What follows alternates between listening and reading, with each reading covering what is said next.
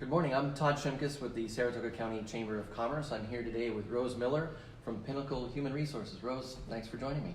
Thank you, Todd. Thanks for having me today. We are here at Ann's Washington Inn on South Broadway in Saratoga Springs. This is just a beautiful place. Joe Boken, if you've ever met Joe who runs the place here, he's an awesome individual, great community leader, and we're really happy that he gave us this space. But we're going to talk today about New York's new sexual harassment policies, the rules, the regulations, but we're going to do it in a little different sense. We had attorney Michael Billick from Bond, Schoeneck and King that did a sort of legal update for us a couple weeks ago, and you can see that video on our YouTube channel.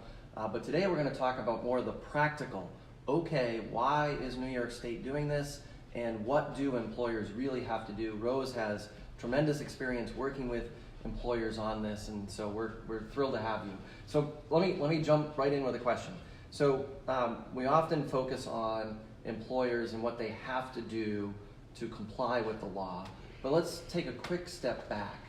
Why did New York State put this law in place? What do they hope to accomplish by doing this? Absolutely, and you're actually, even though this is our new reality in New York, this has been going on with many of the states across the country, California always being the front runner of these kind of things. But what, as human resources professionals, we have been inundated with sexual harassment, investigations, complaints. So it made us take pause after #MeToo. But even before #MeToo, there's a little story that kind of is an example of some of the history. So we're certified HR professionals. So we're in class, and it is the spring of 2017. And we always go for our certification credits by attorneys, labor attorneys. We're sitting in class, and the labor attorney is telling us our fair treatment policies, and that's the section you would have your EEOC, you would have your harassment, discrimination, complaint procedures, retaliation, and so forth. And he's saying that, your fair treatment, you don't have to focus that much on sexual harassment, because he puts up a screen, EEOC shows data that the last 10 years it's going down, and you just make it gender neutral, right? He's talking like this. Well, my team and I are looking at each other because we can't believe they're saying this. We had just received a flurry, as we do every year, all the time. But this particular moment, we had 4 really egregious cases of sexual harassment going on. So we're saying, how can that be? And I actually run back to the office, and I was like, check the data. So much for data, right? Because you see. And I was like, well, where's the disconnect? So upon research, and we went and did a lot of research. Well, all the data, all the surveys. Why do people think this is going down when it actually isn't? Because my folks are in the trenches. We're seeing this, and we're seeing it really some hot spots: construction, hospitality, government, where really, really bad behavior is happening. So what the research is showing, because we've been delivering this for decades, the trainings and the investigations for decades, and always kind of wondered why the needle wasn't moving and why we were still seeing all this behavior happening. So what has come to everyone's consciousness is that structurally, organizationally, many of the cases had the employer focused on the wrong things. When you had a case, you focused on how can I protect my company, and what are we going to do about Harry, who we never talked about historically was the victim. That was never the focus on how do we make this stop. It was always go into protection mode. And why that is because everyone was incented. So there's a couple of characters that are in this story, in these historical stories, that didn't come out really well. That now that we've seen people tell their stories, you know, and the lawyers were incented to pay it away. HR would either not have a presence in the decision making, or we would have what we call HR, and it really wasn't HR, it was the CFO, and they were incented to squash it. And then we have, there was a great survey in the University of Nebraska that really showed how it was not an individual problem, it was more a societal problem. And the data showed in society, even it crossed, it didn't matter gender, political affiliation, they all pretty much felt that there was nothing they can do.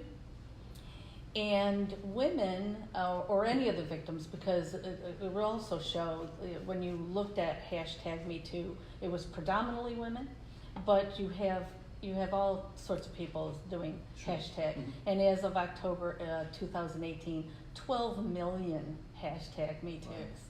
So the awareness that this has been an ongoing problem, and social media has given a whole nother generation a voice where they were not heard, because that is something you hear time and time again in the stories, that they were told they were troublemakers, they were told either put up or shut up.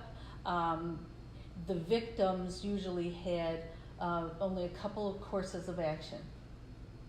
They could quit, they could play the game, go along with it, or sue the employer. Well, the suing the employer and quitting, you may not have the economic means to do those two things.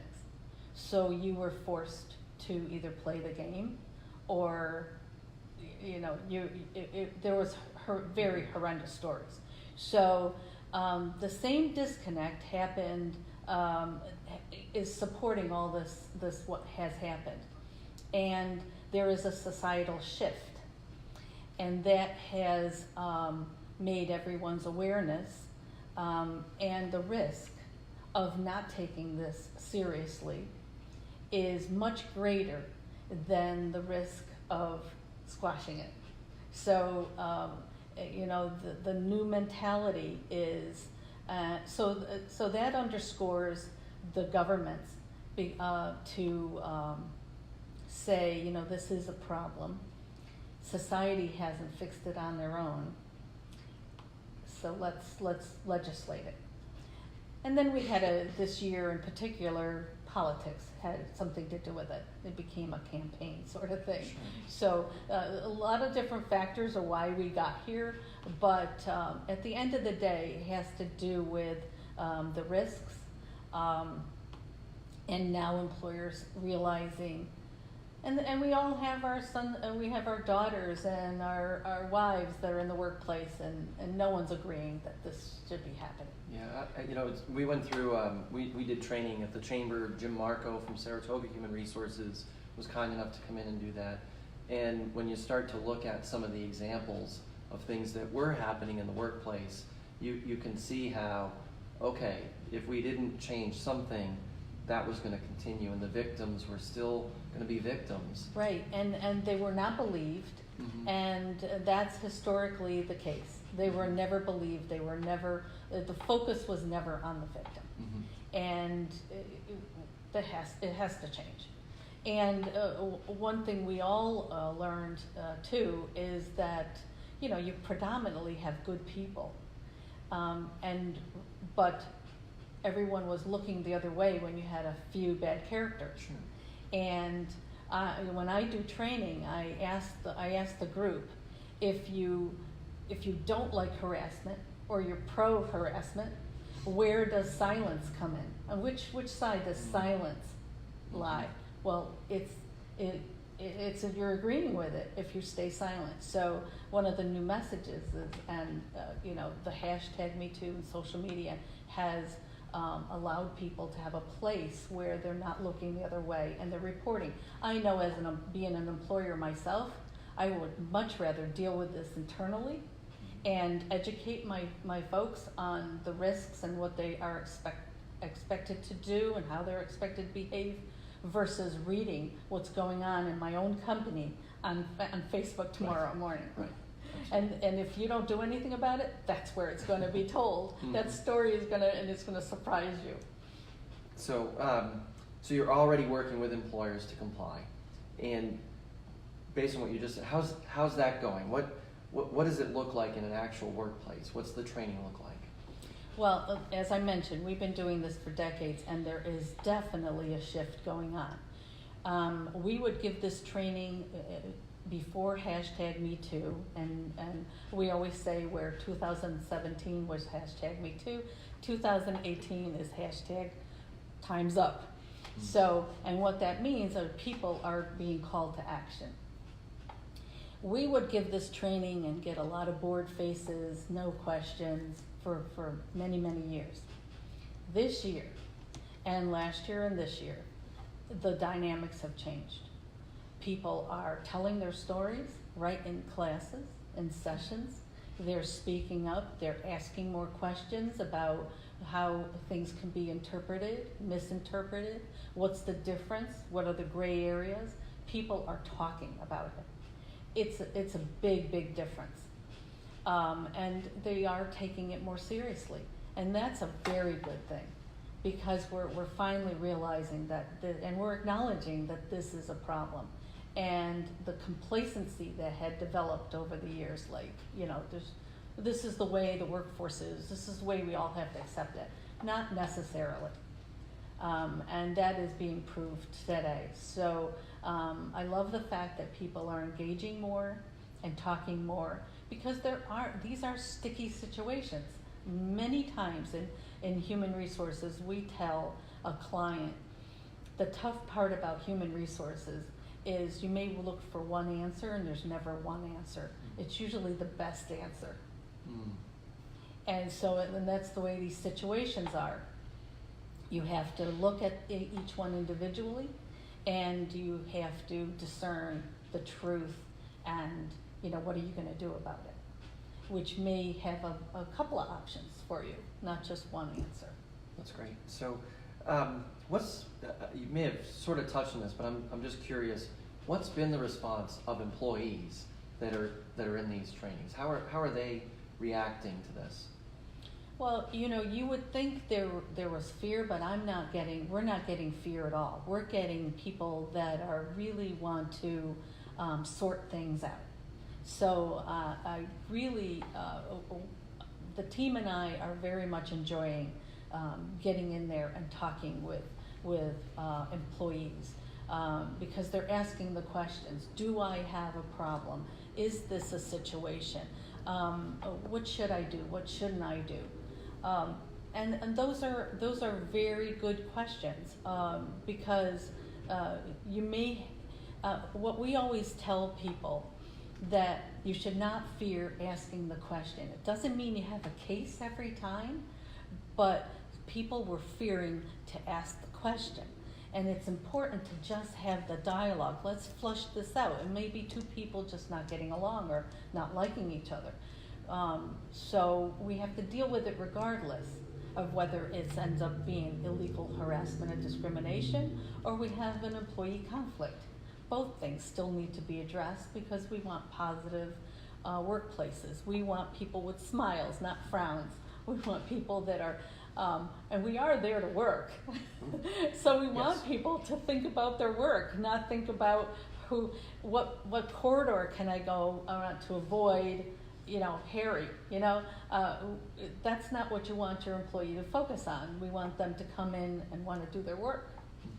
So it's a very, very good, we're just very much enjoying getting in there and flushing out these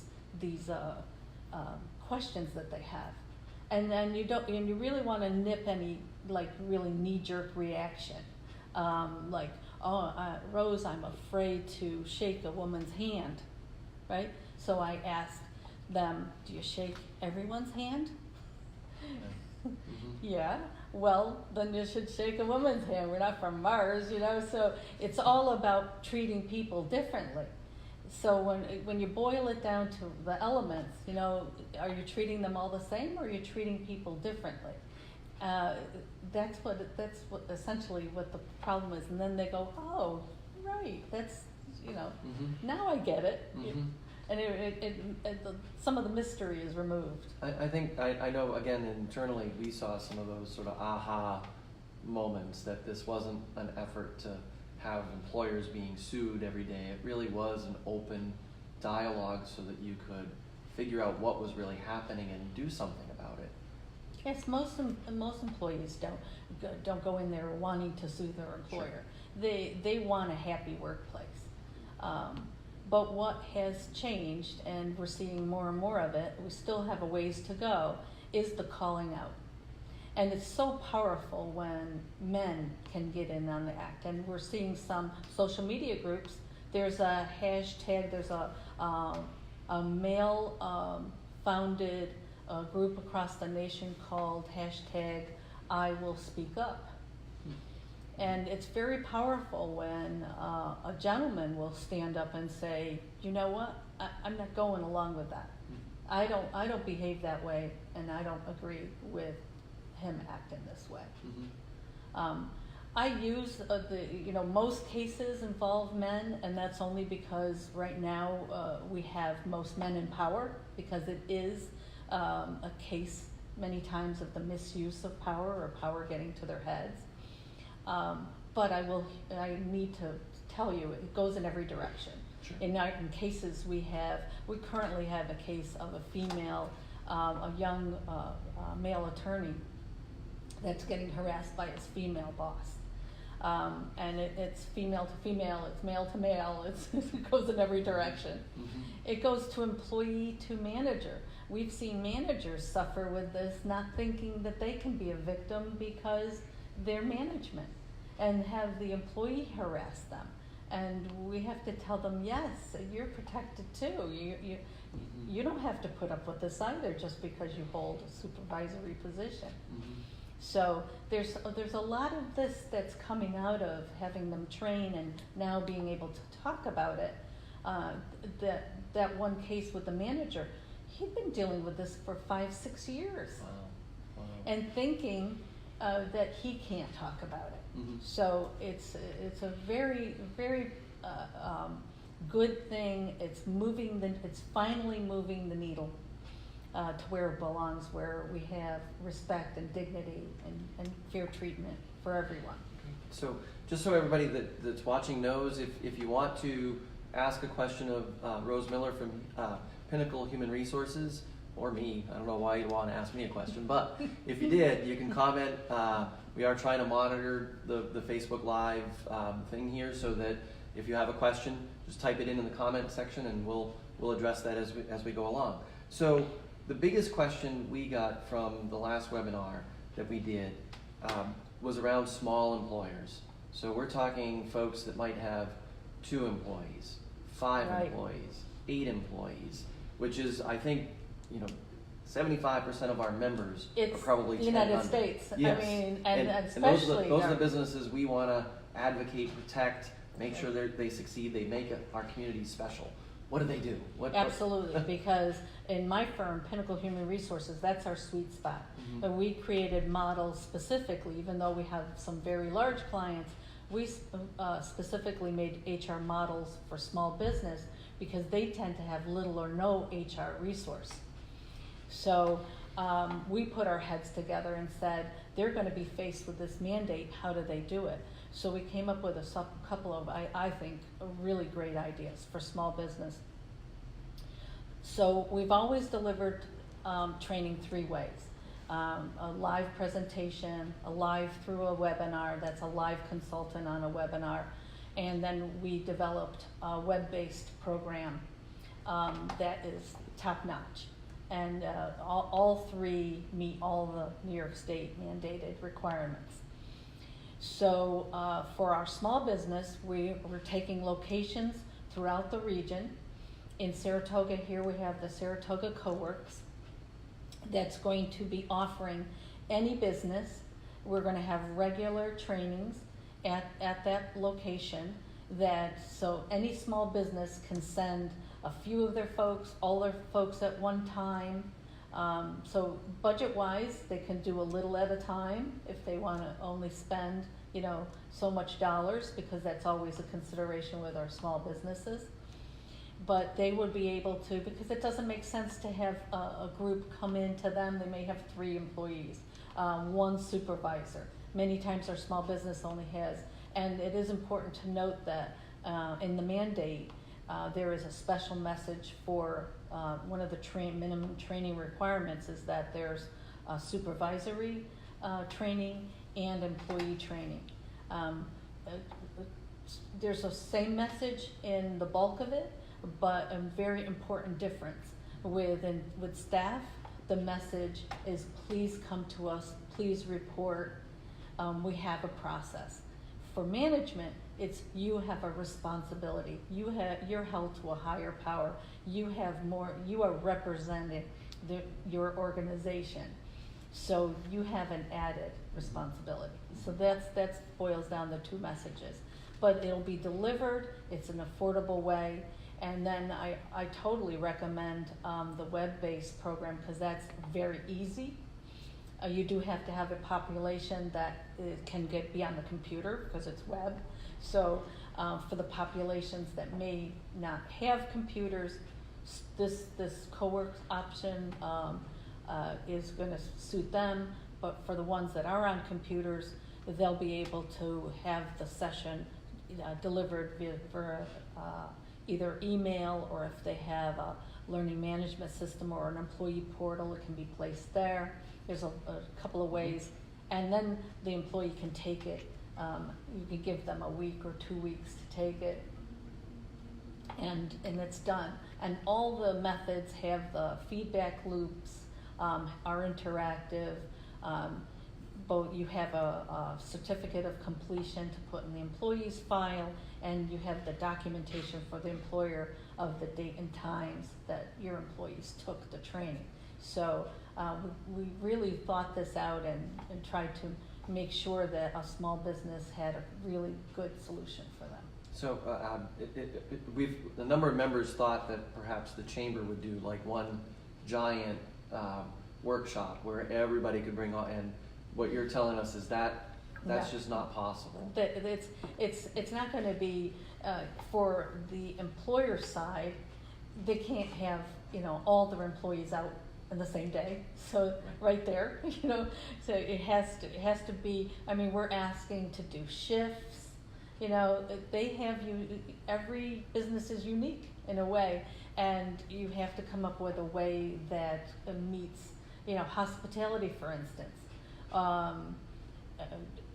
They'll have bakers in the evening, they have shifts going around the clock. So it has to be a solution that, and if you're a small business, like I said, you can't have everyone in the store out that same day.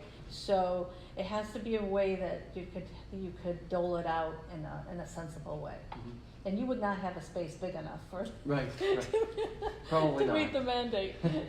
So can you walk us through, our workshop took 45 minutes, about an hour.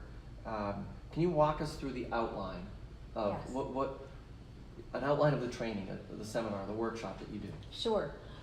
So we always like to actually meet and exceed the mandate, because the mandate right now is focusing on sexual harassment, but we've put a training program that has all the mandates for the sexual harassment, but also talks about just harassment and discrimination of all forms.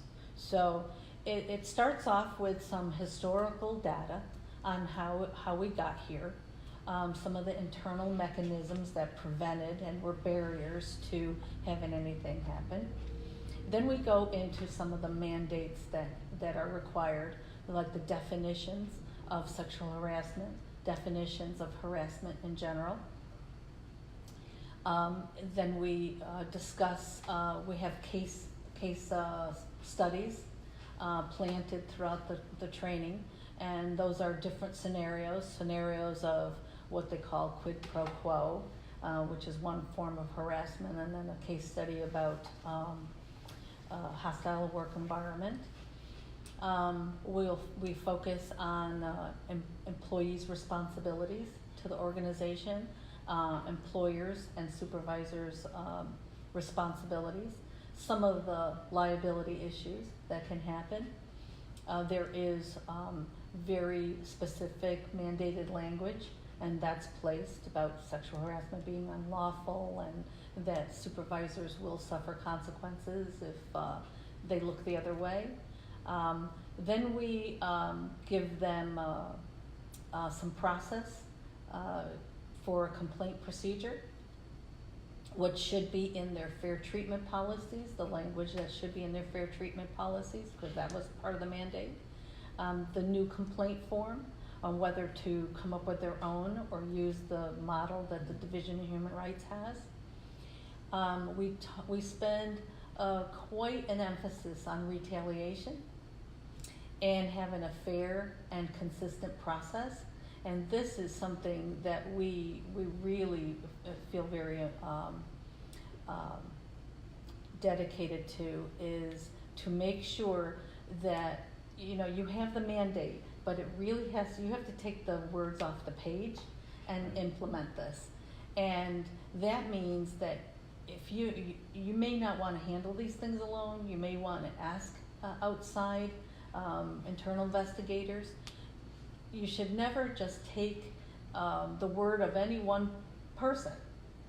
There are false claims that happen, and you are increasing the validity of every case if you have a fair and consistent process every single time. And that means that you have, you know, you're going to gather facts, you're going to have no presumption of guilt immediately. Now that may mean that you may have to talk someone off the ledge that says, oh, see, they don't believe me. Once again, they don't believe me. But you have to describe to them, this is how we keep a system valid, by doing a fair and consistent process every single time. So we walk them through that, and we talk a lot about retaliation, because many times a company will win the battle and lose the war. And what I mean by that is there'll be no case of unlawful sexual harassment, but then their feelings get hurt, and we talk very human, because, you know, this is human resources, and we talk about how, you know, you may get offended, we're all human, but how you can't bring that in. If a case is closed and there's no determination, then you can't go back and start acting funny. You can't, and we know, and we acknowledge that it's difficult, but we say you can't do this, because if you retaliate against anyone that participated in the process, both the courts and everyone thinks retaliation, and that'll suffer a greater consequence than the original claim.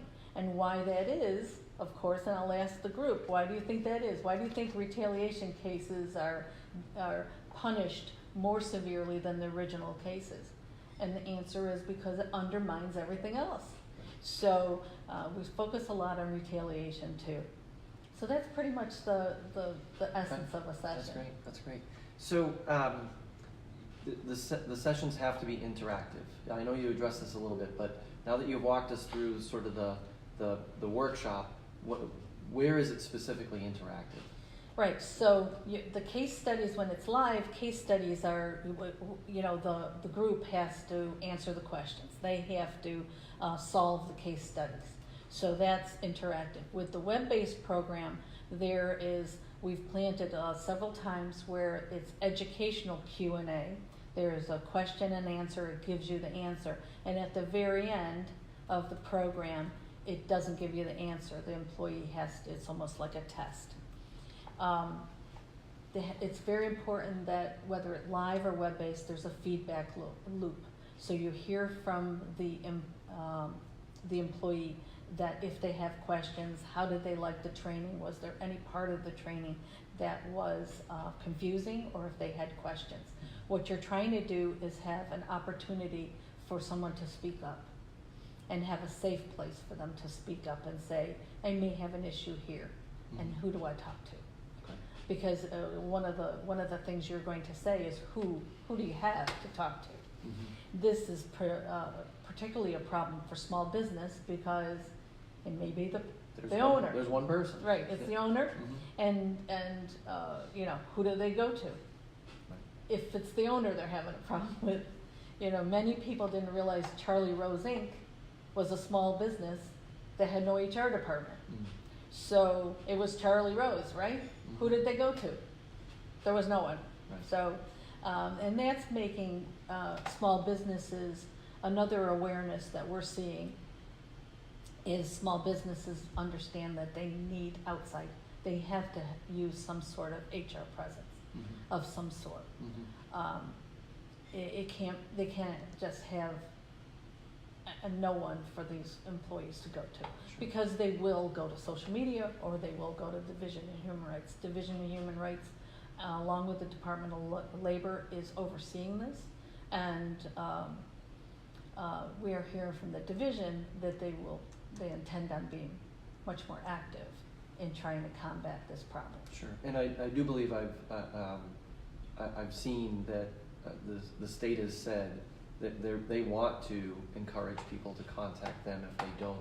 So I think it's important that employers, small employers in particular, as you noted, that the employees have that access, and so if they can figure out how to actually have a discussion and try to make this work. Right, and it's already happening. The data that I pulled just last month from the EEOC, that's Equal Opportunity Commission, that also is another agency that employees can go to, has experienced a 50% increase in 2018 over 2017, and so far this year, $40.7 million of awards, just this year.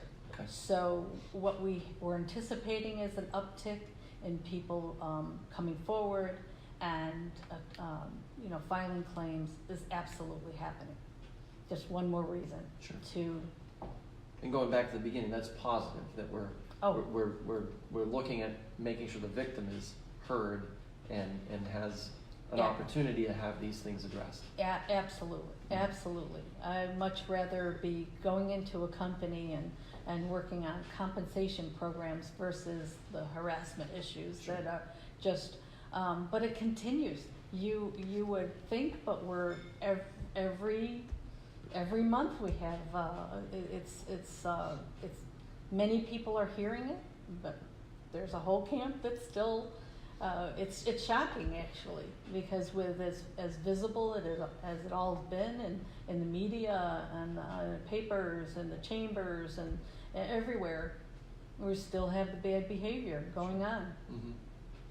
So we do have one question online.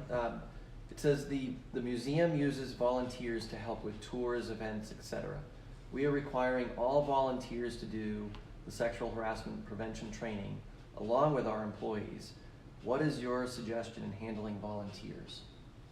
Yes. So if you go on the law side, so the mandate says you have to protect any. It does not address volunteers, but it does say that you have an added obligation this year to protect any subcontractors that come, independent contractors that come on premises, that you have to make sure they're free of harassment and discrimination. But we do a lot of business with non-for-profits that have volunteers. So that's where I like to call it best practices. And this is the way we look at it, the question we pose to the employer, is you want to just make sure everyone is safe that you're dealing with and that's free from harassment and discrimination. So as a best practice, what would you do to make sure that, you know, they weren't victims? And that would be sometimes maybe just sitting down and letting them know you have a process and who to go to. That would be a minimum, I would say, to do, is give them a copy of your harassment policy and a complaint form, and give them a name of who to go to. But if you wanted to exceed that, to invite them into training. If it's I would suggest if it's an independent contractor, you make them pay for it, because you want to demonstrate that they're not your employee. With your volunteers, that's a little different because there's no monetary thing going on. So if you want to invite them, it's just if you want to keep the volunteer category, you can't mandate them to do it. You can't force them to go. You can say, we're having it, and if you're available and you want to drop in, you're free to do so. So, but at a minimum, the safest thing is just to let them know. If you ever experience anything, come see whoever. Right. Follow the policy. The Exactly. policy says if you see something, say something, and it's to this Yeah. person. We're here for you. Yep. And Okay. that message. So, people who have watched this video today that are either live or heading into the future, what's the first thing they should do after watching this? So what we try to tell all the folks out there is try to get the words off of the page. You know, you have legal jargon, you've got your policies and procedures that hopefully are all up to date, because if they aren't up to date, that was due yesterday. So please get all your policies and procedures up to date. That should be the first thing on your mind. Many organizations still have yet to do this. So seek help, get those policies up to date. Make sure your manager, you understand whoever is managing your folks for you, that they are your front line. You need to invest in that front line. They are representing you in court cases, so they need to be as knowledgeable in those complaint procedures as you are. They need to understand not only what they mean, but how do they implement it? How do they get it out there to their people? Because they're the eyes and ears for you, and if they're not reporting it, or if they're behaving badly, this is where it's going to unravel. So get the words off the page. Actually find out, you know, so many of our cases, the owner themselves did not know this was going on. And they're shocked by it and horrified by it, because they would have never condoned this if they knew about it. So, and that shouldn't be. You shouldn't have where you a scenario where you don't know what's going on in your own company. So there's many things organizations can do. They want to look at their comp systems. Did they inadvertently pay females lower than males? Because then sometimes it's done by accident. There's a thing called a culture audit, where you look at your different areas, and is everyone on the same page with what you believe is your value system? There's actually a way to measure it. A lot of people are like, how do you do that? But there is a way. So there's a lot of ways that they can, organizational things that they can do that say, I really mean this. You know, it's not just words. And that's what they need. Many need help. Like, how can we translate these issues to our day-to-day operations? And that does sometimes need a little help in making that leap. But they can do that, and anyone can do it. Doesn't matter the size. All businesses can do those little things to, because it's one thing about the law, but at the end of the day, it's just the right thing to do. I think that's why, even though they pushed the training requirement for a year, we're still seeing companies proceeding and saying, I'm having this, because they want the awareness to increase. The reporting is increasing now. You know, you need to get the messages out. So why wait? That's a great way to end. So that's a super message. Rose, I want to thank you for doing this. I want to thank everybody for tuning in, and also want to thank Joe Boken at Ann's Washington Inn for hosting us today. Yes, thank you, Joe. And again, thank you all for tuning in.